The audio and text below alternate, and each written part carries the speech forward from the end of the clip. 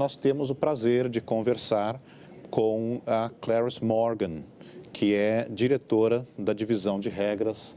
Hi, Clarisse. E que fala conosco desde Genebra. Aqui um ponto muito importante. Nós temos tradução simultânea desse evento. Então, vocês podem tranquilamente, quem quiser, já que a entrevista vai ser em inglês, quem quiser fazer o switch para o português poderá fazê-lo, mas também pode manter no áudio original. Então, nós vamos mudar para o inglês agora. Then, switching to English, Clarisse, thank you very much for your presence and for having this conversation with us. Well, it's nice to see you, Renee. It's good to be with everybody, even if virtually instead of in person. Well, one thing that we are taking advantage is really to make a virtual event. Of course, there are points that we have to cover, technically speaking, but I think things are going well, and it's good to have you here. Well, the idea is to have this conversation. We have some topics that we'd like to have. And one of the points that I think would be very useful to the audience, and we have, of course, we have authorities in the audience, we have experienced attorneys and economists, but we also have postgraduate students, we have students from graduation. So maybe we can begin with the basics. What does the rules division do? How is it composed? Can you begin with that, Clarisse? Thank you again for being with us. Yeah, of course. And yeah, I can explain a little bit about the rules division. Its name does not tell you very much because, of course, the WTO system is all full of rules. Now, what the Rules Division deals with are the treaties, the agreements on anti-dumping, on subsidies and countervailing measures, on safeguards, and the plurilateral agreement on civil aircraft, as well as the agreement on trade-related investment matters and measures. And we also have a working party on state trading enterprises.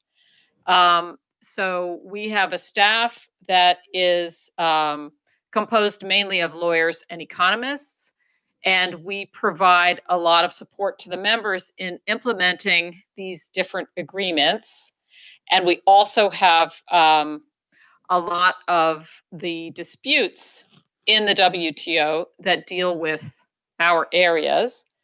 And in fact, it's about half of all WTO disputes have something to do with trade remedies, subsidies, something else in the rules area.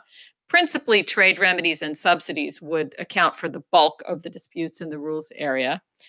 And the division provides the full staffing and servicing of those disputes. There are two divisions at the WTO handling disputes at the panel level, and that's the Legal Affairs Division and the Rules Division. So the Rules Division takes care of everything for the panels in our areas. So what does our staff look like? Well, we have right now, the total staff counting absolutely everybody is about 50 people. And we have 20 or so fixed-term lawyers who are on permanent staff. And then we have quite a few short-term contractor lawyers working with us right now. We had a very heavy caseload the last few years, and so we expanded a little bit in that sense. We have 2 paralegals who work with us, and that's on the dispute side principally. On the rest of our activities, which have to do with taking care of committees, each WTO agreement has a committee of the members, the full membership, that addresses the issues relevant to that agreement. So we have committees which are taken care of by a team of subject matter experts.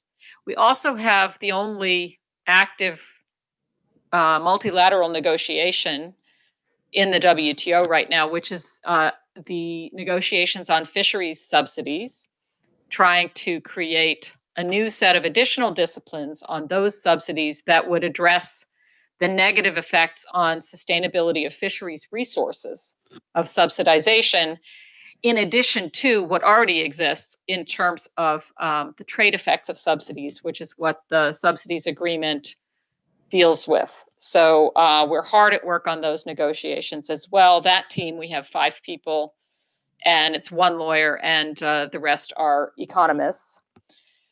So, and then we also have a range of administrative support, including a number of secretaries, and then some people who are working, a couple of people working on our databases. We are maintaining pretty large databases of information on trade remedies, and we're upgrading the database now to hopefully make more data more available generally to the public as well as to members. So I hope that's a good intro, Renee. Absolutely, absolutely. So I understand you give support to the members and to in the WTO in the areas of negotiations, dispute settlement, and also training to members. Yes. Yes. With respect to negotiations, let's begin with that. What's going on in the committees, in the divisions? What's hot? What's hot? What's going on there? Okay. Well, let's say negotiations as such. We have, since the beginning of the Doha round, the negotiating group on rules. And when the negotiations first started in 2002, there was lots of activity on trying to change the anti-dumping agreement and a certain amount of activity of trying to change provisions of the subsidies agreement. And then there was the fishery subsidies negotiations. And there was a lot of activity on the trade remedies and subsidies side, in addition to fish, up until the Nairobi Ministerial in 2015, where there were some proposals that went forward. After that, the only actual negotiating topic right now is the fishery subsidies negotiation. That is extremely hot. There's finally a single negotiating text that's on the table.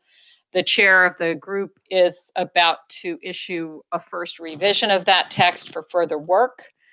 There is a deadline of the end of this year to try to conclude this negotiation. Of course, COVID intervened in the earlier part of the year and caused a complete pause for a while. And so we're continuing to work toward the end of the year on that, and hoping that we'll get there. But it would have been easier had the year been not such an unusual year. In the committees and the general discussions in the rules area, which wouldn't be exactly negotiations, there are a lot of interesting things happening right now. And this week, we just had the committee meetings this week, the committees on anti-dumping practices, on subsidies and countervailing measures, and on safeguards.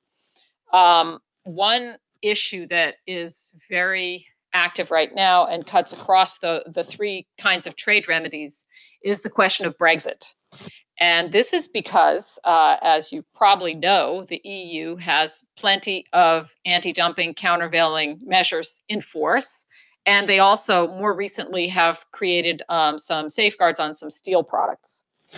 And so the question for the UK, which has actually left the EU as of the February of this year, but is still covered by EU trade law for most things, including trade remedies, until the end of this year. Their question is, what happens with the trade remedies of the EU that currently cover the UK market? And what they have been doing this year is a process of reviewing the measures that they have that are EU measures to see whether there's a UK industry producing the goods and whether they have what they consider to be a sufficient basis for carrying those measures forward after 31st of December 2020, when this transition period will come to an end. So they have been making notifications of their legislation for future trade remedies, actions of their own, also about what they're currently doing now in terms of the legislative basis and the actual actions themselves. And as you can imagine, they did receive a number of questions from members in the 3 committees wondering about the legal basis for this, and also just exactly how do they see all of this working? What are they actually doing? So there's plenty of attention on that, and I certainly won't speculate about any legal aspects of it, but what's clear is it's a unique situation. We have not in the WTO had this kind of a situation before, where a WTO member leaves a customs union and then has this question of pre-existing trade remedies. So that's a very interesting topic. Mm-hmm. Another one that is going on for a long time has to do with subsidies, and in particular, the possibility or potential of subsidies to create overcapacity. And certainly two industries that are in the news a lot in this regard are the steel industry and aluminum industry. And US and EU and some others have been raising that issue of let's have a discussion of how subsidies may contribute to global overcapacity in certain kinds of products. In the Subsidies Committee, they've been raising this for the last couple of years without saying so necessarily. They have very much in mind China, not necessarily exclusively, but among others. And so there are always kind of relatively heated debates about that topic. And there's a certain question of which is the right forum in which to discuss this, because the G20 and the OECD had been looking at some of these issues in the past. So this continues to be a topic of considerable interest. The question of whether China in particular is sufficiently notifying the subsidies that it maintains also comes up very frequently. The US in particular has made a number of what we call counter notifications, where after asking questions about things that China has not notified and not getting answers that the US thinks were sufficiently informative, they have then gone ahead themselves and put forward in a committee a lot of information that they've collected from Chinese public sources about what the US thinks should be notifiable subsidies by China. And that also generates a lot of discussion. So there's a considerable amount of attention there. And I think it's just, of course, because the Chinese economy is very big, the state involvement in the economic sectors is pretty active. And so there's a lot of attention being paid there. And then, as I mentioned, you have the fisheries subsidies negotiations going on, which, we're hoping for an outcome. In the safeguards context, you also have this debate that is somehow linked to the ongoing disputes about the U.S. actions under their Section 232, and then countermeasures against those U.S. actions by some individual WTO members. And so we've got a set of these parallel disputes going on right now. And at the same time, in the committee, there are various discussions about whether some of those actions are actually safeguard actions that weren't called such, and whether the countermeasures are thus sort of retaliation in the context of the safeguards agreement or not. So it's an interesting situation to have those disputes with those issues at the same time as they're also being sort of raised in the committee. And of course, the committee, it's a discussion forum, and only if there's a consensus on something is there an outcome or a decision. But plenty of pretty sensitive and interesting topics happening in the committees at the moment. It seems that you are busy. Yes, we're very busy. Interesting topics. The issue of notifications of subsidies is certainly an issue that the Brazilian industry is monitoring as well, of course. Yeah. So switching gears and going to disputes, we saw, especially 2019-18, a very heavy load of cases of disputes, also involving rules, anti-dumping, subsidies, and safeguards. And then after in the beginning of this year, especially after March or even end of last year, with the appellate body lack of operation, somehow a lowering of those numbers. It seems that there are now in the last months one or other cases appearing. How do you see members using the system if considering the situation of not having an operational appellate? What are your views and looking at what you have there today? Yeah. Well, I would say, from the standpoint of facts and what has actually happened, it's certainly true that this year, 2020, compared with 2019, 2018, 2017, we are seeing, I think, across the board in rules and in all the other areas, there is a drop off in the number of new cases being pursued. You still have some. Oh, I just lost the picture. Can you still see me? Yes, we are seeing you. Yeah. Oh, that's weird. Yeah. Oh, here, I came back. My computer went completely dark for a minute. Sorry. So, yeah, you're still seeing some requests for consultation. There are quite a few things pending that were launched earlier in terms of requests for consultation. In terms of new cases, fewer. Of course, we had a sort of coincidence of COVID coming shortly after the appellate body became non-operational. And it's a little hard to know to what extent COVID may also be contributing to some of this.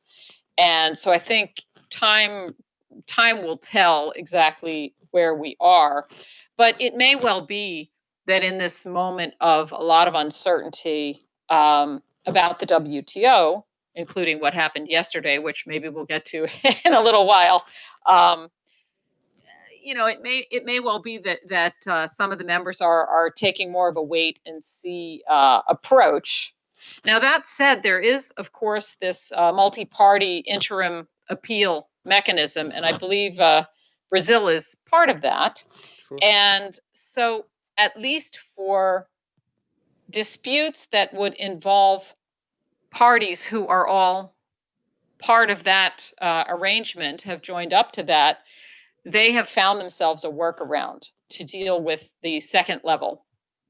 And that is this MPIA. And the way it works, and we've seen one or two examples thus far, like we have this case between the EU and Colombia on frozen fries. And once that panel was established, those parties jointly communicated as per that MPIA text.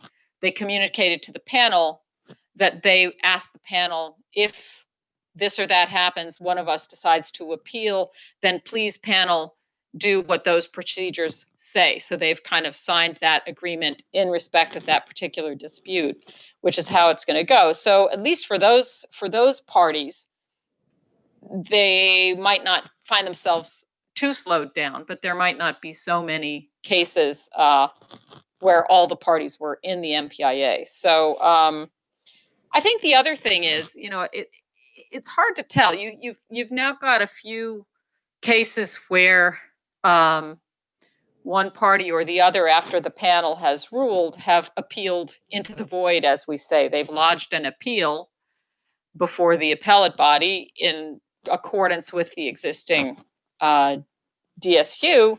But of course, there are no appellate body members, or there's one left, but there's not a sufficient number to make a division.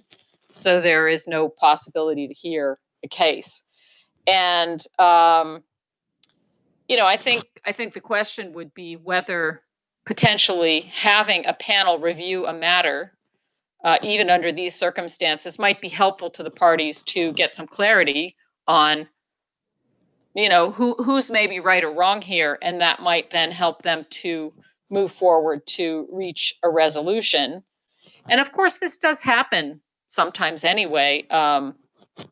Even when you had a functioning appellate body, sometimes members would get in the middle of a case and then they would just take a break and talk to each other, and sometimes they reach a settlement. So, somehow the process is also supposed to help members find a solution. It's not necessarily about, winning and losing as such. And that, I think, sometimes gets a little bit lost in the debate about dispute settlement, because it's, it is pretty legalistic system that we have. So, sometimes we lose sight of the fact that, well, the members are trying to resolve their disputes finally.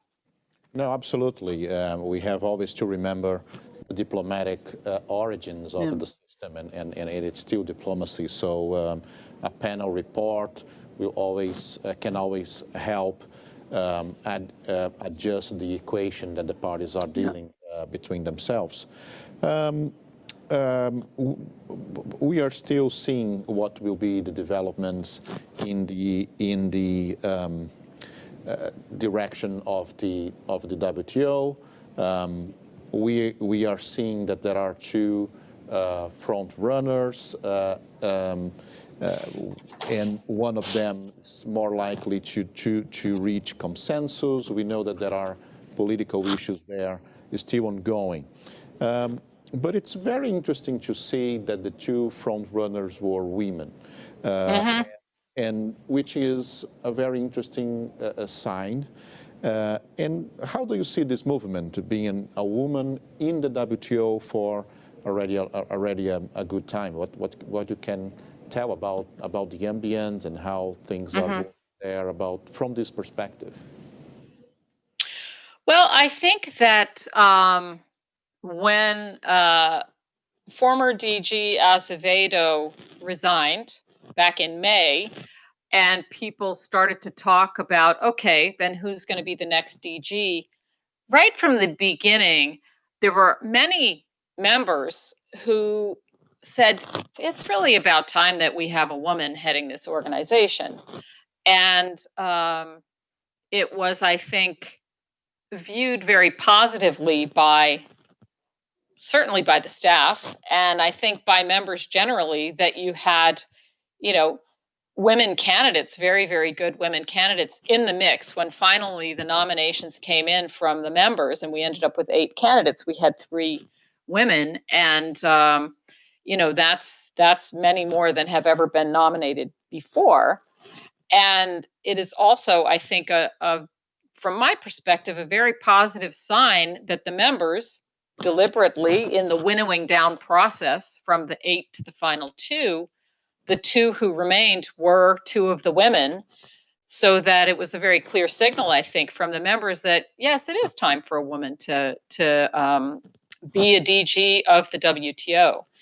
And I think that, over the course of my career at the WTO, and I joined in February of 1995, so very, very shortly after the WTO itself came into existence, it's been a sort of a remarkable evolution. And 25 years sounds like a long time, and yet when I'm here today, to me, I feel such a connection back to when I first came here. It doesn't feel like that much time has passed. And so I think in historical terms, it's relatively short to get from how things were when I arrived to where we are today.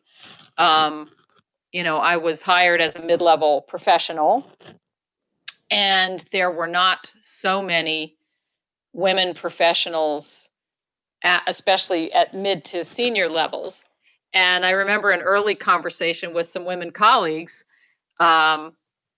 where, these experienced people who had been in the organization for some time were saying, it's not even imaginable that you might have a woman at the senior professional level, that is the level right below director level, let alone a woman director. And I mean, people would have simply laughed if anybody had said a woman DG, and that's 25 years ago. It's not so long ago, really. And over time, the organization has gradually gotten more women into more senior positions on the staff, and I'm certainly one of them. I mean, I did move from a mid-level into a senior staff position, and a couple of years ago, I became the director of this same division where I've always been. So that's a pretty good career, I would say.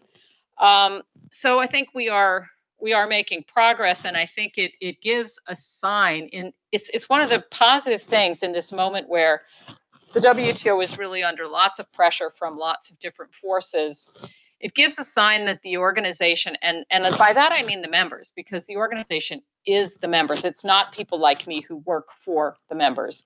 The organization is the members, and it is a sign and a signal that the members collectively are kind of modernizing and putting their money where their mouth is in terms of the values of equality, of opportunity, and looking at the best candidates and all of that. So I think, I take it very positively, and I think it'll be very encouraging for all the women in the staff, particularly those at earlier stages of their career, where they can see a horizon in front of them that looks much more open than it perhaps did even 5 years ago. Thank you for that, Clarisse. And you did mention Roberto Azevedo, who was there for 7 years. So what do you think were his main areas of focus, and what can you tell the Brazilian audience that knows Roberto for such a long time? He's a big collaborator here of the IBRAC. What can you tell about his time there in the WTO? Mm-hmm. Well, I know that I don't need to tell you. You all know him very, very well. He's a very energetic person. He's a creative thinker, and he really wanted the organization to accomplish a lot. He wanted to get the members to reach agreement. So he worked very, very hard trying to get members to reach agreement on as many things as possible. And he did, of course, have a couple of very big achievements there at that level, one being the trade facilitation agreement, and the other being the outcomes in Nairobi, including export competition in agriculture and some other things. So, I think he has a pretty good track record from his time in office of getting the organization to actually deliver some concrete outcomes. And that's exceptionally difficult here because everything is done by consensus, which means, as what happened yesterday, one member can block any decision just by saying we disagree.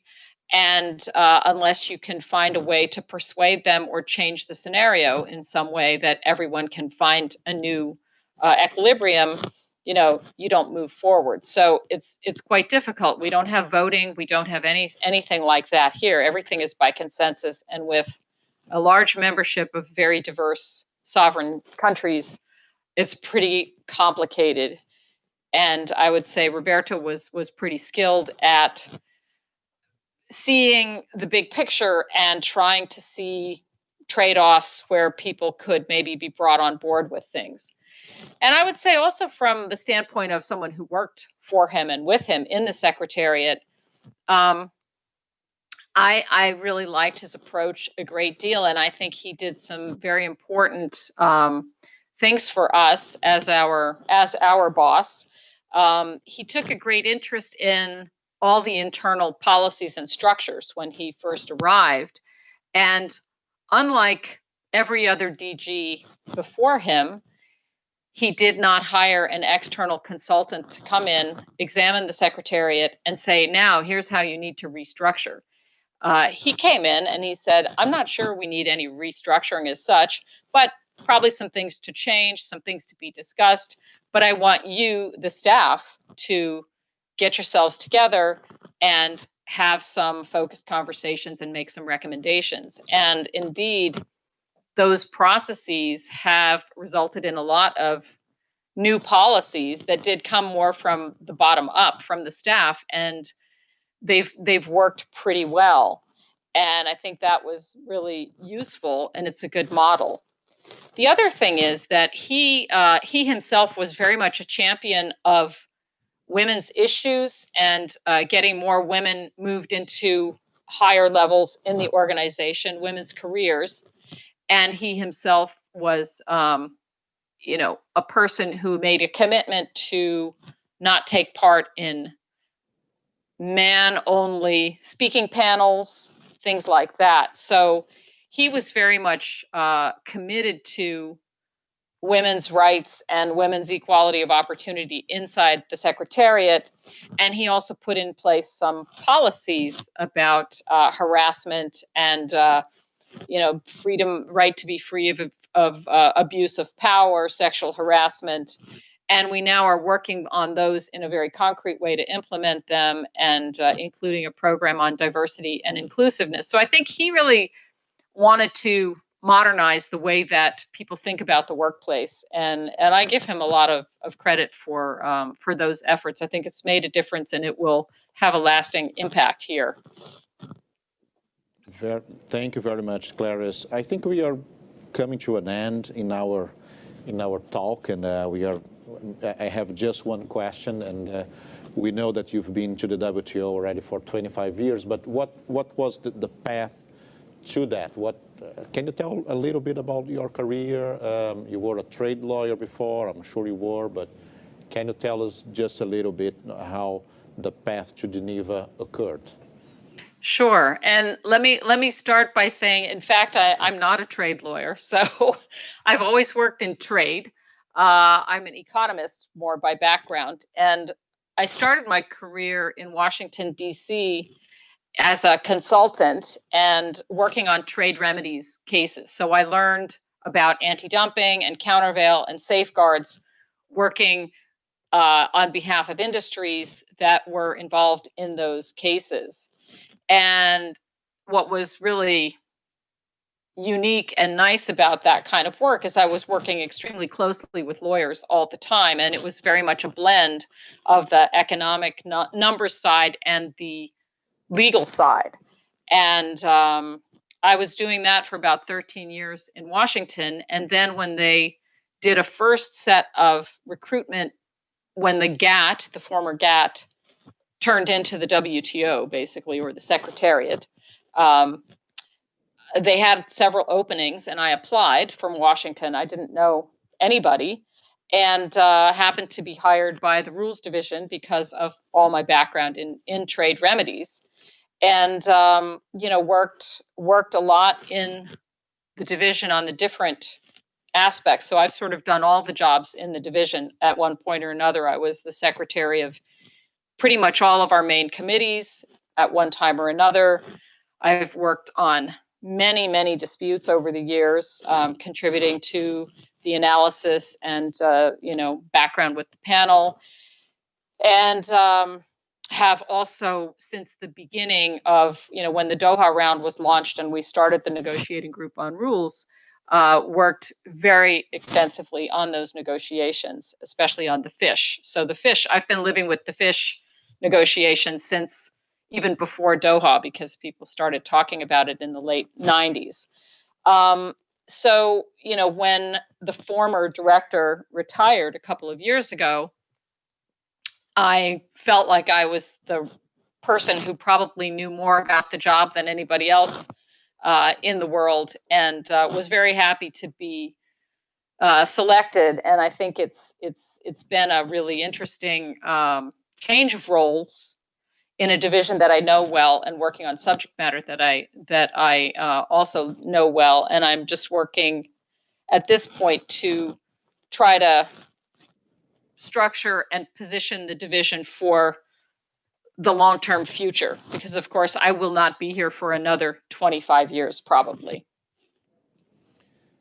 Very good. Thank you very much, Clarisse.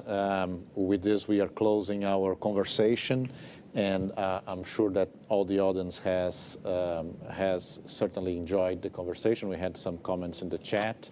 So thank you. I know it's already almost end of the afternoon there, so we appreciate you participating, and hope you can participate in other events of IBRAC in the future.